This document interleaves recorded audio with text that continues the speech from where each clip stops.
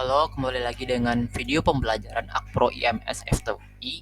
Pada video pembelajaran kali ini, kita akan membahas mata kuliah Kalkulus 2, khususnya bab deret tak terhingga. Berikut adalah outline yang akan kita bahas pada video ini. Di antaranya adalah konvergen dan divergen, uji suku KN untuk divergensi, hingga konvergensi bersyarat. Nah, sebelum kita membahas tentang uji deret tak terhingga, khususnya uji deret konvergen dan divergen, kita harus mengetahui dulu apa sih yang dimaksud dengan konvergen dan divergen itu. Konvergen artinya adalah memusat atau tidak menyebar. Maksudnya bagaimana? Maksudnya adalah apabila ada suatu deret yang mana jumlah dari deret tersebut tak terhingga dan nilai-nilai yang ada di deret tersebut kita jumlahkan satu persatu, nilainya itu mendekati suatu bilangan tertentu. Nah, sebagai contoh di sini ada deret 4/3 tambah 4/9 tambah 4/27 tambah 4/81 dan seterusnya dengan menggunakan rumus deret geometrik yang mana rumusnya adalah Sn sama dengan U1 dibagi dengan 1 min R. Karena di sini U1-nya adalah 4/3. 4/3 masukin, kemudian dibagi dengan 1 dibagi dengan rasionya adalah 1/3, maka didapatkan hasil 2. Karena 2 itu adalah suatu bilangan tertentu, maka dia konvergen. Maka deret ini adalah konvergen. Selanjutnya adalah divergen. Apa sih divergen itu? Divergen itu artinya tidak terpusat atau menyebar. Maksudnya bagaimana? Maksudnya jika ada suatu deret yang jumlahnya tak terhingga dan nilai-nilai yang ada di dalam deret tersebut kita jumlahkan, maka nilainya juga tidak terhingga. Contohnya adalah seperti deret ini, apabila kita jumlahkan satu persatu sampai ke tak hingga, hasilnya itu juga tak hingga. Maka inilah yang disebut dengan divergen. Nah, untuk memudahkan kita menguji suatu deret itu konvergen atau divergen, terdapat beberapa teorema uji yang dapat digunakan. Nah, di sini terdapat teorema uji yang pertama, yaitu uji suku KN untuk divergensi. Yang secara umum atau secara ringkas, intinya adalah jika limit dari N menuju tak hingga dari deret AN itu bernilai 0, dia konvergen. Dan sebaliknya, jika limitnya itu tidak sama dengan 0 atau limitnya itu tidak ada, maka deret tersebut divergen. Untuk memudahkan pemahaman kita mengenai teorema yang tadi, di sini terdapat contoh soal yaitu tentukan apakah deret di bawah ini konvergen atau divergen. Jika konvergen, tentukanlah jumlahnya. Oleh karena itu langsung saja kita cari limitnya, yaitu limit N menuju tak hingga dari deretnya yaitu N pangkat 3 dibagi dengan 3N pangkat 3 ditambah dengan 2N kuadrat. Nah, karena pangkat tertinggi adalah N pangkat 3, maka dikali 1 per N pangkat 3 per 1 per N pangkat 3. Nah, maka akan didapatkan hasil 1 per 3 ditambah 0 sama dengan 1/3. Karena limitnya itu sama dengan 1/3, karena 1/3 juga tidak sama dengan 0, maka dia divergen.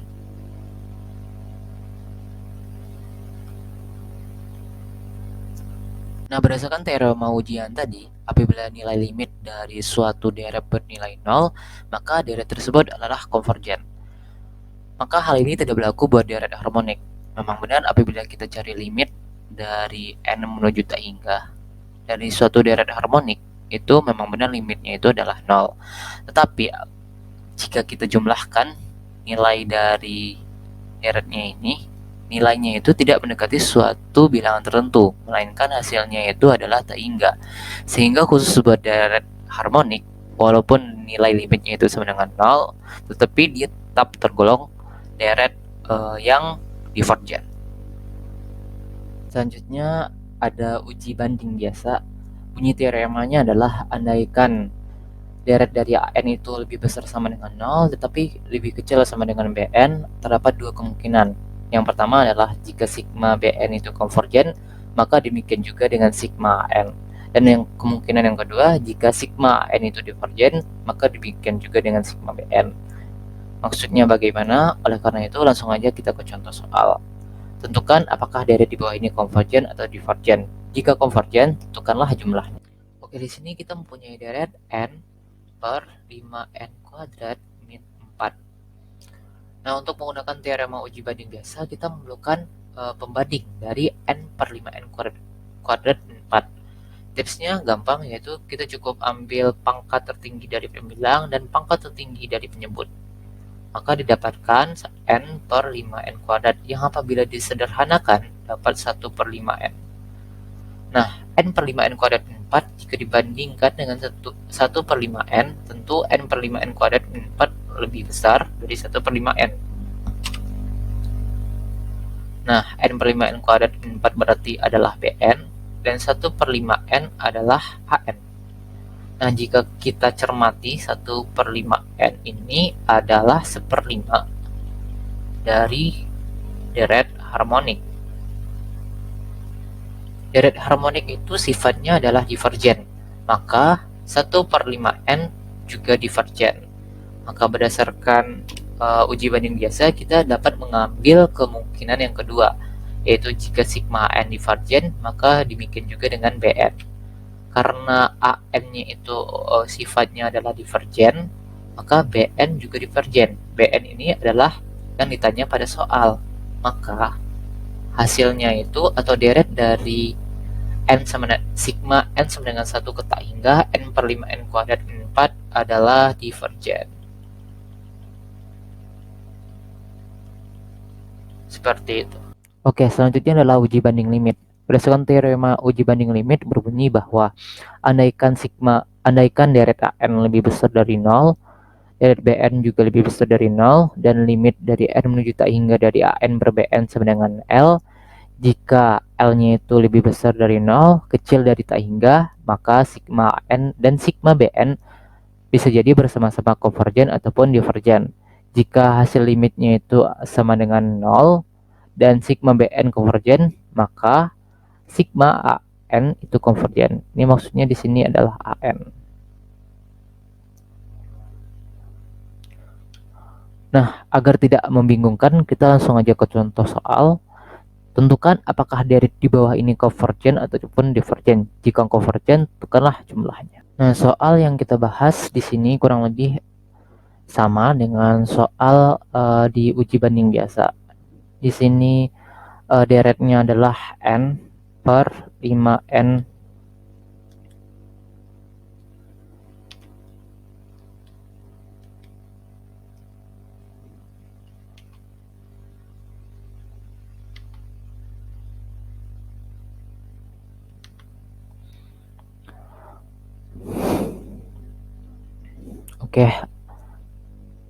Oke, di sini soal yang kita bahas sama dengan soal yang ada pada uji banding biasa. Di sini deretnya adalah n per 5n kuadrat min 4. Dan kita juga tahu bahwa pembandingnya adalah 1 per 5n. Oleh karena itu kita langsung cari aja nilai limitnya, yaitu limit n menuju tak hingga dari deretnya yaitu n per 5n kuadrat min 4 dibagi dengan pembandingnya yaitu 1 per 5n. Maka didapatkan limit n menuju tak hingga n per 5n kuadrat min 4 dikali dengan 5n.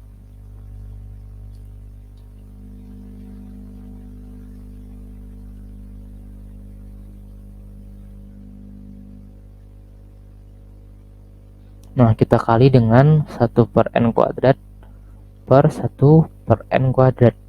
Dapatkan limitnya itu adalah 1. Karena 1 itu lebih besar dari 0 dan lebih kecil dari tak hingga, berarti terdapat dua kemungkinan deret ini adalah divergen atau konvergen. Karena kita tahu bahwa 1 per 5n 1 per 5n yang mana ini adalah pembandingnya bersifat divergen, maka secara bersama-sama an dan juga bn sifatnya adalah divergen.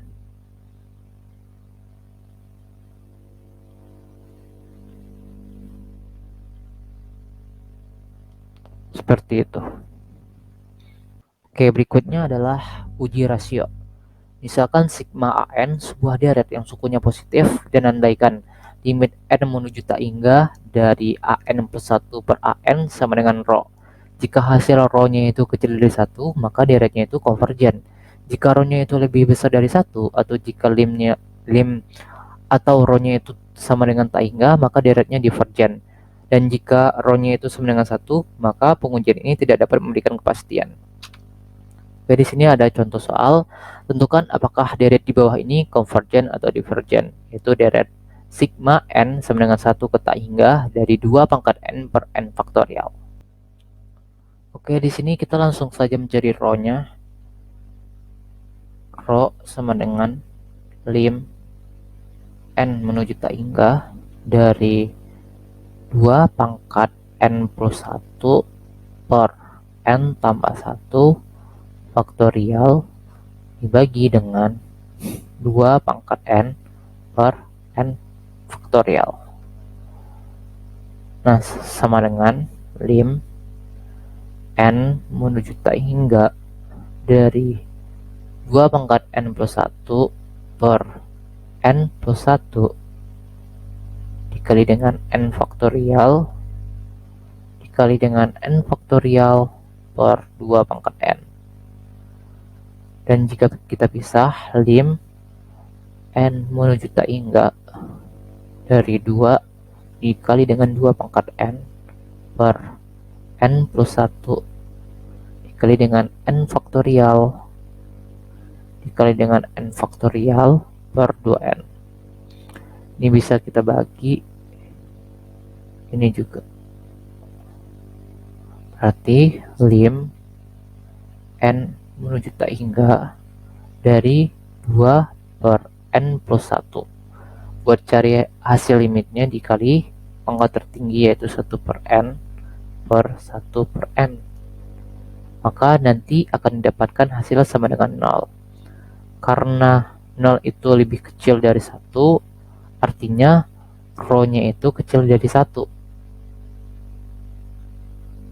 Maka deret ini bersifat convergent.